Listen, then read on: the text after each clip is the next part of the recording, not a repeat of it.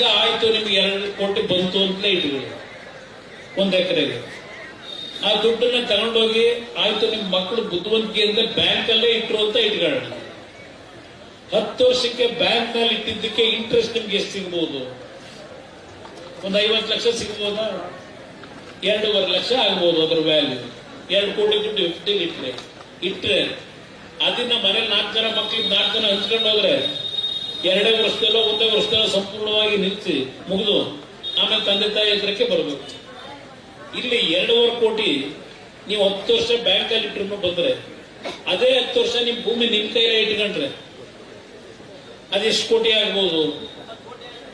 ಈಗ ಉದಾಹರಣೆಗೆ ನಾನು ಬಂದೆ, ಈ ಒಂದು ಋಣ ಇತ್ತು ನನಗೆ, ಈ ಮಣ್ಣಿನ ಋಣ ಇತ್ತು. ಅವತ್ತು 1984-85ರಲ್ಲಿ ಕೇತಗನಹಳ್ಳಿ ಹತ್ರ ನಾನು ಏನು ಜಮೀನು ಖರೀದಿ ಮಾಡಿದೆ, ತಗೊಂಡಿದ್ದು ನಾನು 4.5 ಲಕ್ಷಕ್ಕೆ. ಒಂದು ಟೋಟಲ್ 4.5 ಲಕ್ಷ, 8,000ದಿಂದ 12,000 ಅವತ್ತಿನ ವ್ಯಾಲ್ಯೂ. 46 ಎಕರೆ ತಗೊಂಡೆ. ಅದರಲ್ಲಿ ಆಮೇಲೆ ಬೀರಯ್ಯ ಅಂತ ಯಾರೋ ಒಬ್ಬನು 1 ಎಕರೆ ತಗೊಳ್ಳೋದಕ್ಕೆ 4.5 ಲಕ್ಷ ಕೊಟ್ಟೆ. 45 ಎಕರೆಗೆ 4.5 ಲಕ್ಷ ಖರೀದಿ ಮಾಡಿದ್ದು. 1 ಎಕರೆ ತಗೊಳ್ಳೋದಕ್ಕೆ ಆಮೇಲೆ ಒಂದು 4-5 ವರ್ಷ ಆದ್ಮೇಲೆ 4.5 ಲಕ್ಷ ಕೊಟ್ಟೆ. ಇವತ್ತು ವ್ಯಾಲ್ಯೂ ಎಷ್ಟಿದೆ ಹೇಳ್ಕೊಂಡವರಲ್ಲ.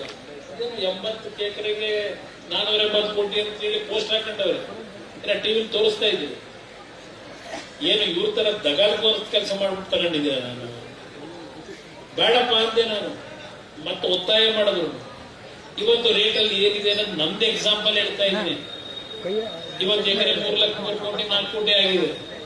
ಈಗ ಬೇರೆ ಯಾವುದು ಬೇಡಿ, ಇದೆಂತದ್ದು ನಿಮ್ಮ ಪಕ್ಕದಲ್ಲಿ ಗಾಲ್ಫ್ ಕ್ಲಬ್ ಕೆಲಸಕ್ಕೆ ಹೋಗೋರು ಇಲ್ಲಿಂದ ಹುಡುಗರು, ಅವ್ರಿಗೂ ಕೆಲಸದಾಗ ಮಾಡಿದ್ರು.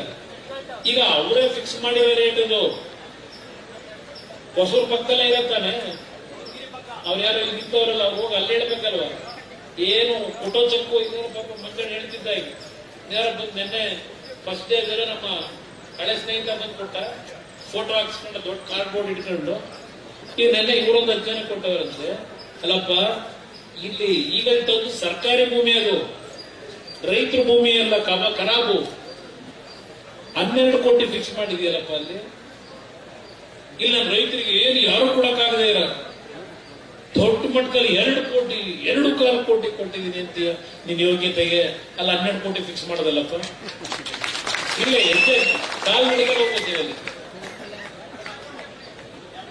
ಅರ್ಥ ಮಾಡ್ಕೊಳ್ಳಿ, ಭೂಮಿ ದಯವಿಟ್ಟು ಕೊಡಬೇಡಿ.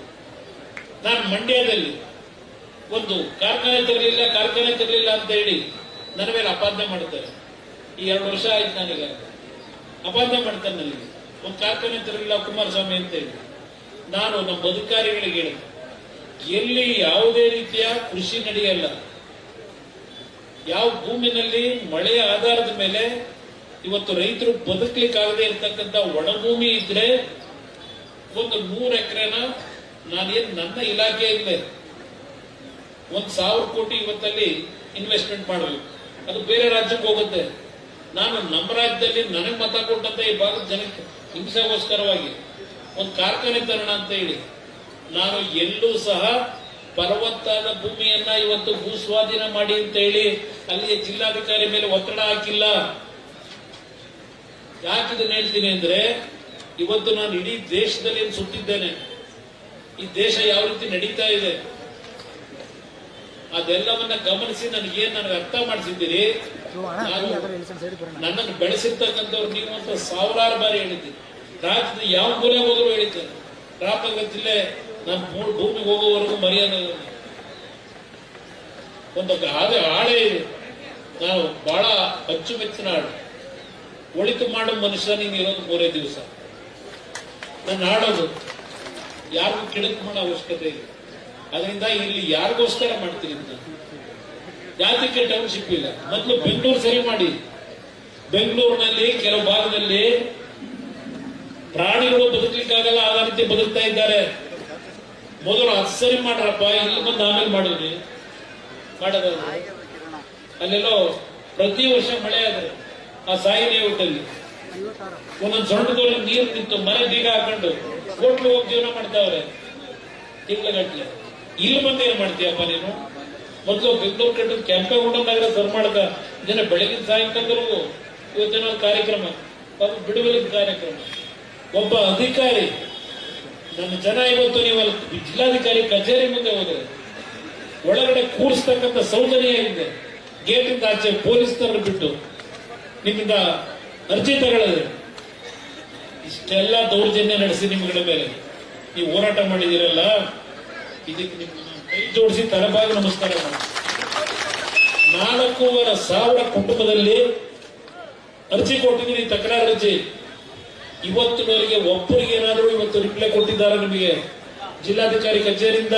ನಿಮ್ಗೇನಾದ್ರು ಒಬ್ಬರಿಗೆ ನೀವು ಕೊಟ್ಟಿದ್ದ ಅರ್ಜಿ ಮೇಲೆ ನಿಮ್ಗೇನಾದ್ರೂ ಮತ್ತೆ ರಿಸೈನ್ ಕೊಟ್ಟಿದ್ದಾರ? ಕೊಟ್ಟಿಲ್ಲ. ಇಲ್ಲಿವರೆಗೆ ಇದೆಲ್ಲ ಮಾಹಿತಿ ತಗೊಂಡಿದ್ದೀನಿ. ನಾನು ಒಂದೇ ಹೇಳ್ತಕ್ಕಂಥದ್ದು, ಇದು ಅಂತಿಮವಾಗಿ ಈ ಸರ್ಕಾರ ಬಂಡತನದಲ್ಲೇ ನಡ್ಕೊಂಡ್ರೆ ನ್ಯಾಯಾಲಯಕ್ಕೆ ಮುಂದೆ ಹೋಗಬೇಕು. ನ್ಯಾಯಾಲಯದಲ್ಲಿ ಅಂತಿಮವಾದ ಹೋರಾಟ, ಎಷ್ಟೇ ಹೋರಾಟ ಇರಲಿ, ಎಲ್ಲಾ ರೀತಿಯ ನಿಮ್ಮ ಈ ಒಂದು ಹೋರಾಟಕ್ಕೆ ಜಯ ನನಗೆಲ್ಲ ದೊರಕದು, ನಿಮಗೆಲ್ಲ ದೊರಕದು. ಇದರಲ್ಲಿ ಸಂಪೂರ್ಣವಾಗಿ ನಿಮ್ ಜೊತೆ ಇದ್ದೇನೆ. ಕೆಲವು ಮಾತುಗಳಿಗೆ ಬೆಲೆ ಕೊಡಬೇಡಿ. ನಾನು ಇಷ್ಟೆಲ್ಲ ಈಗ ಹೆಚ್ಚು ಕಡಿಮೆ 20 ವರ್ಷ ಆಯ್ತು ಈ ಜಿಲ್ಲೆಯ ಜನ ನನ್ನನ್ನ ಆಯ್ಕೆ ಮಾಡಿ. ನಾನು ಒಂದು ಬಾರಿ ಮಾತ್ರ ಹಳ್ಳಿ ಮೇಲೆ ಬಂದೆ ಓಟ್ ಕೇಳಲಿಕ್ಕೆ. ಇನ್ನು ಎಲ್ಲಾ ಚುನಾವಣೆಯಲ್ಲಿ ಅರ್ಜಿ ಹಾಕ್ಬಿಟ್ಟು ನಾನು ಬೇರೆ ರಾಜ್ಯದ ಬೇರೆ ಭಾಗದಲ್ಲಿ ಕೆಲಸಕ್ಕೆ ಹೋಗೋದು ಪಕ್ಷದ ಸಂಘಟನೆಗೆ. ಒಂದು ದಿವಸ ನೀವು ಓಟ್ ಹಾಕ್ಬೇಕಾದ್ರೆ ನನಗೆ ಹಳ್ಳಿಗೆ ಬಂದು ಹೋಗುವಂತ ಕರೆಯಲಿಲ್ಲ ನೀವು. ನಿಮಗೆ ನಾನು ಮೋಸ ಮಾಡ್ತೀನಿ, ನಿಮಗೆ ಅನ್ಯಾಯ ಮಾಡ್ತೀನಿ, ಯೋಚನೆ ಮಾಡಿ. ಒಂದು ದಿವಸ ಮತ ಕೇಳಕ್ ಬರಲಿಲ್ಲ, ನಾನು ಮತ ಹಾಕಿದ್ದೀನಿ. ಅದರಿಂದ ನಿಮ್ಮ ಹೋರಾಟ ಭದ್ರವಾಗಿದೆ. ನಾನು ನೀವು ಮೊದಲು ತೋಟಕ್ಕೆ ಬಂದ ದಿವಸ ಹೇಳಿದೆ, ನೀವೆಲ್ಲರೂ ಒಗ್ಗಟ್ಟಾಗಿದ್ರೆ ನಿಮ್ ಪರವಾಗಿ ಧ್ವನಿಯಾಗಿ ನಿಲ್ತೀನಿ. ನೀವು ಒಗ್ಗಟ್ಟಾಗದೇ ಇದ್ರೆ, ನೀವು ಮತ್ತೆಲ್ಲ ಡಿವೈಡ್ ಆದ್ರೆ ನಾನು ಹೋರಾಟ ಮಾಡೋ ಉಪಯೋಗ ಬರಲ್ಲ ಅನ್ನೋದು ಹೇಳಿದೆ. ಆದ್ರೆ ಅವತ್ತು ನೀವೇನು ನನ್ನ ತೋಟದಲ್ಲಿ ಬಂದು ಹೇಳಿದ್ರಿ, ಅದೇ ರೀತಿಯಲ್ಲಿ ನೀವು ಅತ್ಯಂತ ಕಠಿಣವಾದಂತೆ ನಿರ್ಧಾರ ಮಾಡಿ, ಯಾವುದೇ ಆಮಿಷಗಳಿಗೆ ಒಳಗಾಗದೆ ಇವತ್ತಿಷ್ಟೆಲ್ಲ ನೋವು ಅನುಭವಿಸಿದ್ದೀರಿ. ನಿಮ್ಮ ಕುಟುಂಬಕ್ಕೆ ಮುಂದಿನ ದಿನಗಳು ಒಳ್ಳೆಯ ಶ್ರೇಯಸ್ಸನ್ನ ಭಗವಂತ ಕೊಡ್ತಾನೆ. ನಿಮ್ಮ ಹೋರಾಟ ಮುಂದುವರಿಲಿ, ಕಾನೂನಿನ ಹೋರಾಟ ನಾವು ಮುಂದುವರಿಸ್ತೀವಿ. ನಿಮ್ಮ ಪರವಾಗಿ ನಿಮ್ಮೆಲ್ಲರಿಗೆ ಭಗವಂತ ಒಳ್ಳೇದು ಮಾಡಿ.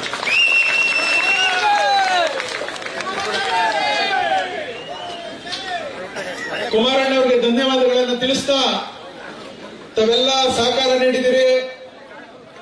ನಿಖಿಲ್ ಅವರು ಏನ್ ಪಾದಯಾತ್ರೆಗೆ ಬಂದಂತ ಸಂದರ್ಭದಲ್ಲೂ ಕೂಡ ನೀವು ಅವರನ್ನ ಇಡೀ ತಮ್ಮ ಹಳ್ಳಿ ಮನೆ ಮನೆಗೆ ಕರ್ಕೊಂಡು ಹೋಗಿ ನಿಮ್ಮ ಅಳಲನ್ನ ತೋಡ್ಕೊಂಡು ಏನು ಸಹಕಾರ ನೀಡಿದಿರಿ. ಮುಂದೆ ಕೂಡ ನಿಮ್ಮ ಹೋರಾಟಕ್ಕೆ ಪೂಜ್ಯ ದೇವೇಗೌಡ ಅಪ್ಪಾಜಿಯವರು ಕೂಡ ಇಳಿಯೋರಿದ್ದಾರೆ. ದಯಮಾಡಿ ಯಾವುದೇ ವಿಚಾರಕ್ಕೆ ಹಂಚದೆ ತಾವೆಲ್ಲ ಧೈರ್ಯವಾಗಿ ಈ ಹೋರಾಟದಲ್ಲಿ ಇರಬೇಕು ಅಂತ ಹೇಳಿ ವಿನಂತಿ ಮಾಡ್ತಿದ್ದೆ. ಎಲ್ರಿಗೂ ಊಟದ ವ್ಯವಸ್ಥೆ ಇದೆ, ತಾವೆಲ್ಲ ದಯಮಾಡಿ ಊಟ ಮಾಡಿ.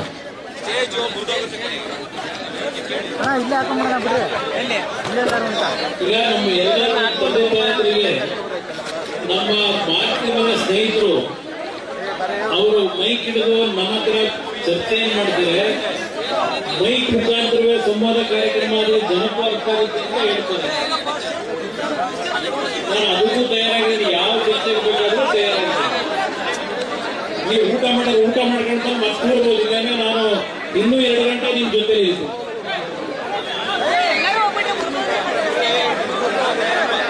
ಮಾನ್ಯ ಮಾಜಿ ಮುಖ್ಯಮಂತ್ರಿಗಳಿಗೆ ಹಾಗೂ ಮಾನ್ಯ ಕೇಂದ್ರ ಸಚಿವರು ಕುಮಾರಸ್ವಾಮಿ ಅವರಿಗೆ ಪ್ರೀತಿಪೂರ್ವಕ ನಮಸ್ಕಾರಗಳು.